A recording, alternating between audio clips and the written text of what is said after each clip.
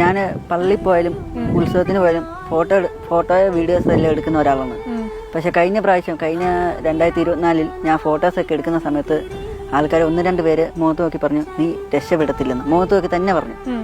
പിന്നെ എനിക്ക് അങ്ങ് കോൺഫിഡൻസ് ആയി, പിന്നെ വാശിയായി, എങ്ങനെയും ഒന്ന് ലൈഫ് ഒന്ന് സെറ്റാക്കണം.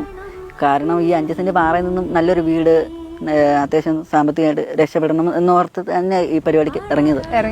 ഒരു വർഷം കൊണ്ട് എന്തൊക്കെ മാറ്റങ്ങളാണല്ലേ ഈ പറഞ്ഞ ആൾക്കാരൊക്കെ തിരിച്ചു വന്ന് പറഞ്ഞില്ലേ നന്നായിട്ട് വീഡിയോ ചെയ്യുന്നത്.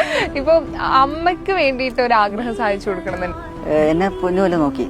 ഞാൻ ഉണ്ടായ സമയത്ത് എന്നാ പറയാ, കണ്ടവന്റെ വീട്ടിൽ അടുക്കളപ്പണിയെല്ലാം ചെയ്തിട്ടാണ്. അതൊക്കെ എൻ്റെ മനസ്സിൽ കിടക്കുകയാണ്.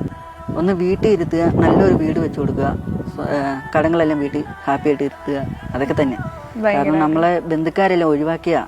അപ്പൊ ഇപ്പൊ തിരിഞ്ഞു നോക്കുന്നില്ലെങ്കിലും നാളെ അവരെല്ലാം വരും എന്ന് എൻ്റെ മനസ്സ് പറയുന്നു. കാരണം നമ്മളിപ്പോ നല്ല നിലയിലായി വരികയാണ്.